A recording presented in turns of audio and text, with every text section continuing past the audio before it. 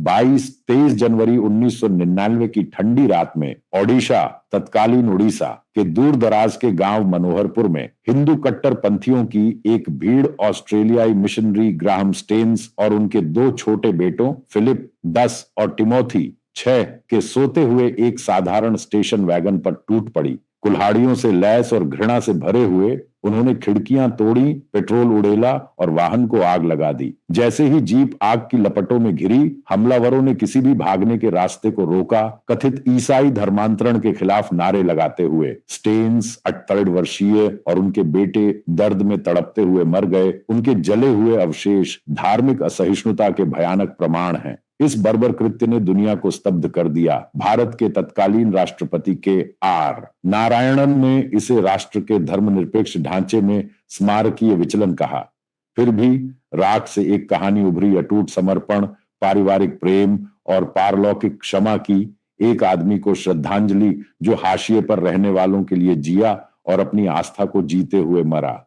Graham Stuart stains कोई साधारण प्रवासी नहीं थे। वे एक शांत क्रांतिकारी थे जिन्होंने भारत में 34 वर्ष बिताए, ईसाई नैतिकता में निहित करुणा से कुष्ठ रोग की कलंक से लड़ते हुए। उनका जीवन हमें तीखी विडंबना का सामना करने की चुनौती देता है। एक भूमि में जो अपनी आध्यात्मिक विविधता के लिए पूजनीय है, कट्टरता ने एक चिकित्सक का दावा किया। यह विस्तारित श्रद्धांजलि उनकी यात्रा में गहराई से उतरती है, आदिवासी लोगों से उनकी गहन निकटता के भावनात्मक प्रसंगों को बुनते हुए उनके अथक कार्यों, पारिवारिक बंधनों, दुखद अंत और स्थायी विरासत, नुकसान की हृदय विदारक पीड़ा, मानवीय संबंधों की गर्माहट और निस्वार्थ प्रेम की कच्ची शक्ति को उजागर करती है। 18 जनवरी 1941 को क्वींसलैंड के पामवुड्स में जन्मे ग्राहम स्टेन्स एक भक्त ईसाई परिवार में पले बढ़े। उनके पिता एक किसान ने सेवा और विनम्रता के मूल्य सिखाए।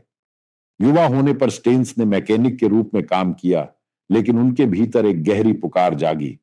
18 वर्ष की आयु में उन्होंने भारत के कुष्ठ रोग पीड़ितों की कहानियां सुनी, समाज द्वारा त्याग दिए गए लोग जो प्राचीन मिथकों के कारण दिव्य श्राप के शिकार थे। मायूरभंज के इवेंजेलिकल मिशनरी सोसाइटी 1895 में ऑस्ट्रेलियाई द्वारा स्थापित से प्रेरित होकर उन्होंने सेवा करने की मजबूती महसूस की। 1965 में 24 वर्ष की आयु में स्टेन्स ओडिशा के बारीपदा पहुंचे, एक क्षेत्र जो गरीबी और आदिवासी अलगाव से ग्रस्त था। उन्होंने मायूरभंज कुष्ठ होम में शामिल हुए, जो हेंसेन रोग से पीड़ितों की देखभाल के लिए स्थापित था।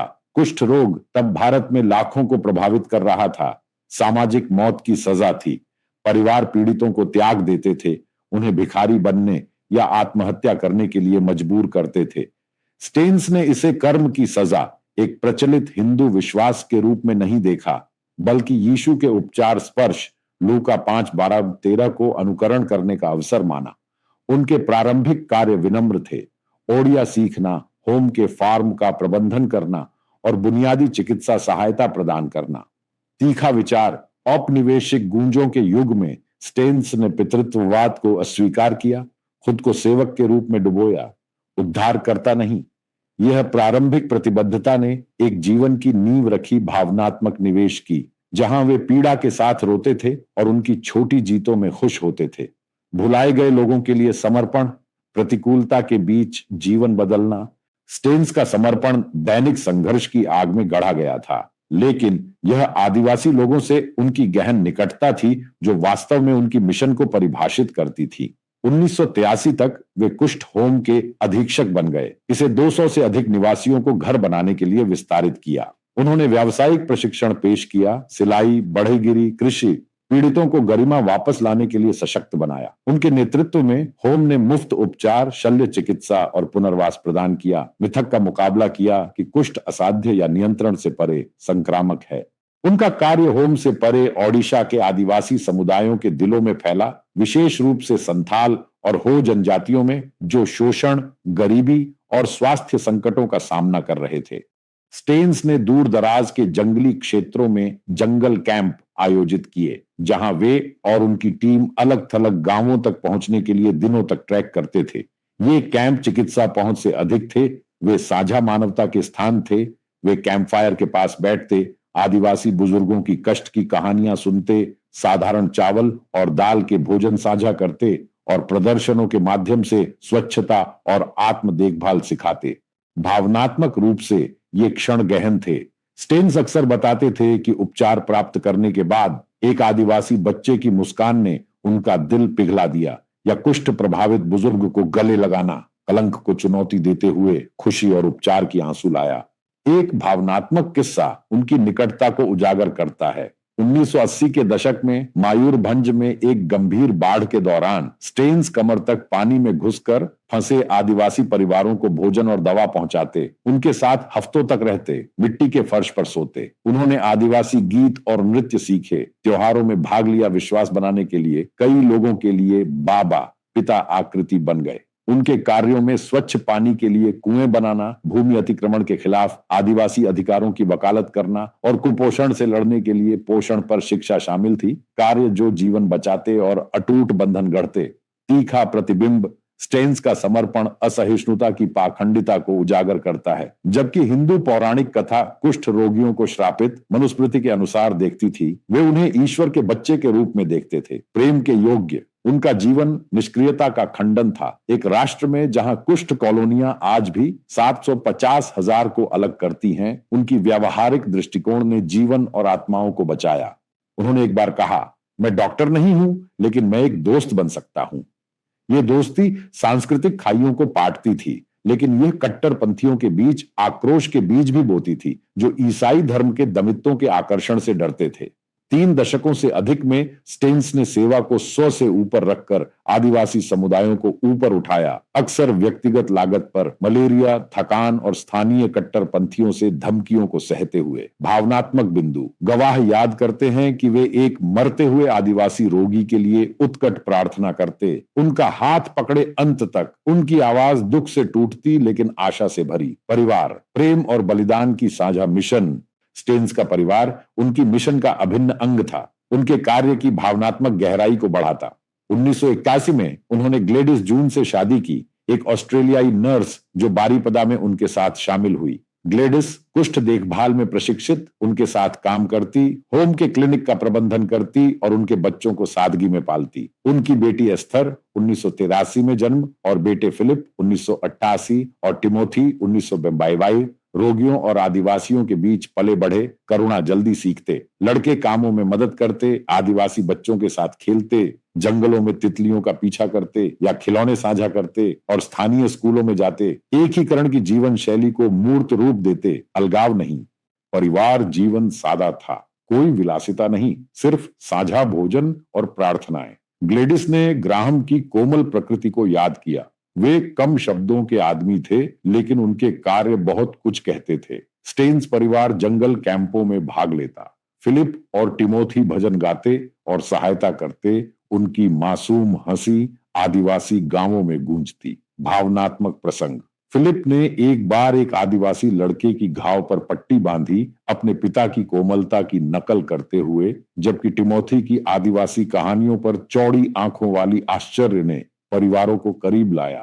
तीखा विचार। स्व केंद्रित नाभिकीय परिवारों के युग में उनका एक कट्टरपंथी मॉडल था, आराम को सेवा के लिए बलिदान करना। फिर भी यह एकता उनकी हानि को और अधिक हृदय विदारक बनाती, उजागर करती कि कट्टरता निर्दोषों को लक्षित कर आतंकित करती है। परिवार की डुबकी ने गहन भावनात्मक संबंधों को पोषित किया। आदिवासी उन्हें अपने रूप में शोक मनाते। एक बुजुर्ग कहते, ग्राहम अंधेरे में हमारा प्रकाश था, दुखद चरम, आस्था के नाम पर हत्या। ओडिशा में उभरते हिंदू राष्ट्रवाद के बीच तनाव सुलगते रहे। बाजरंग दल जैसे समूह, राष्ट्रीय स्वयंसेवक संघ आरएसएस से संबद्ध, ईसाइयों द्वारा बलपूर्वक धर्मांतरण की कथाएं फैलाते, अल्पसंख्यकों के खिलाफ हिंसा भड़काते। स्टेन्स हालांकि निम्न प्रोफाइल आदिवासियों तक अपनी सफल पहुंच के कारण प्रतीक बन गए। 22 जनवरी 1999 को मनोहरपुर में एक चर्च कैंप के दौरान स्टेन्स और उनके बेटे रात के लिए अपनी जीप में सो गए। आधी रात के आसपास 50-60 की भीड़ दारा सिंह बजरंग दल कार्यकर्ता के नेतृत्व में हमला किया। उन्होंने हस्तक्षेप करने वाले ग्रामीणों को पीटा, फिर वाहन को आग लगा दी। स्टेन्स ने अपने बेटों को बचाने की कोशिश की, लेकिन लपटों ने उन्हें निगल लिया। लड़कों की चीखें रात को चीरती। डैडी! भीड़ ने इन्फर्नो के चारों ओर नाचते हुए कोई बचाव सुनिश्चित नहीं किया। उत्तरवर्ती तेज था, 39 गिरफ्तारियां, लेकिन प्रारंभिक सरकारी प्रतिक्रियाएं अस्पष्ट थीं। कुछ भाजपा नेताओं ने मिशनरी गतिविधियों को दोष दिया। दारा सिंह को 2003 में दोषी ठहराया गया, आजीवन कारावास, मृत्यु से कम, और 2024-2025 में समय पूरा करने के बाद जमानत पर रिहा। तीखा प्रतिबिंब, यह हत्या यादृच्छिक नहीं थी, यह हिंदू प्रभुत्व के कथित खतरों के खिलाफ गणना की गई हमला था। एक धर्मनिरपेक्ष लोकतंत्र में यह रेखांकित करता है कि कट्टरता आस्था को हथियार बनाती है, चिकित्सकों को शहीद बनाती है। भावनात्मक रूप से आदिवासियों का शोक स्पष्ट था। कई स्मारकों पर खुलकर रोए। एक पिता आकृति की हानि महसूस करते हुए जो परिवार बन गया था। उत्तरवर्ती और क्षमा, एक विधवा की कृपा। ग्लेडिस स्टेन्स की प्रतिक्रिया ने परिवार की विरासत को अमर कर दिया। हजारों की उपस्थिति में अंतिम संस्कार पर उन्होंने घोषणा की, मैं उन्हें क्षमा करती हूं, ईश्वर उन्हें सत्य जानने में मदद करे। उन्होंने 2005 तक कार्य जारी रखा, फिर एस्थर के साथ ऑस्ट्रेलिया लौटी, लेकिन कुष्ठ होम फलता फूलता है। 2005 में ग्लेडिस को पद्मश्री मिला, भारत का चौथा सर्वोच्च नागरिक पुरस्कार सामाजिक सेवा के लिए। तीखा विचार, क्षमा कमजोरी नहीं है, यह घृणा के दिल में खंजर है। ग्लेडिस का कार्य क्रूस पर मसीह के शब्दों, पिता उन्हें क्षमा कर, की गूंज था। अपराधियों को शर्मसार करता और धार्मिक स्वतंत्रता पर वैश्विक संवाद को प्रेरित करता। भावनात्मक रूप से उनकी कल्पनीय दर्द के बीच ताकत, पति और बेटों को खोना ने आदिवासियों को प्रेरित किया एक गांव के रास्ते को स्टेन्स रोड नाम देने के लिए श्रद्धांजलि में। विरासत, आस्था, असहिष्णुता और सहन शक्ति पर तीखे विचार। ग्राहम स्टेन्स की मौत ने हिंसा विरोधी आंदोलनों को गैल्वेनाइज किया, वधवा आयोग जैसी जांचों की ओर ले जाती, जो उन्हें बलपूर्वक धर्मांतरण से मुक्त करती, लेकिन पुलिस की चूकों की आलोचना करती। उनकी कहानी ने फिल्में जैसे द लीस्ट ऑफ दीज 2019 और किताबें प्रेरित की, हमें मिशनरी बलिदानों की याद दिलाती। आदिवासी उनके कार्य को जारी रखते हैं, होम एक किरण के रूप में सेवा करता। तीखे प्रतिबिंब, समर्पण पर स्टेन्स के 34 वर्ष सिद्ध करते हैं कि सच्ची आस्था कार्य है, वाग्जाल नहीं। क्षणिक प्रतिबद्धताओं की दुनिया में उनकी दृढ़ता हमारी संतुष्टि को शर्मसार करती है। परिवार पर निर्दोषों की हत्या कट्टरता की कायरता को उजागर करती, बच्चों को लक्षित कर आत्माओं को तोड़ना। असहिष्णुता पर भारत की समन्वयी विरासत को धोखा दिया जाता है जब शुद्धता के मिथक हत्या को ईंधन देते। स्टेन्स का कार्य जाति और कर्म की जंजीरों को चुनौती देता, उजागर करता कि दमनकारी करुणा से क्यों डरते हैं। श्रद्धांजलि पर वे संत नहीं थे, लेकिन एक आदमी जिनकी रोशनी अंधेरे को चीरती। जैसे दारा सिंह मुक्त घूमता है, हमें पूछना चाहिए, क्या न्याय विकसित हुआ या मात्र रुका। भावनात्मक कोड़ा, स्टेन्स की विरासत आदिवासी आंखों में जीवित है, जो उनके नाम पर अभी भी चमकती हैं। उपचारित हाथों में जो कभी भिख मांगते थे और क्षमा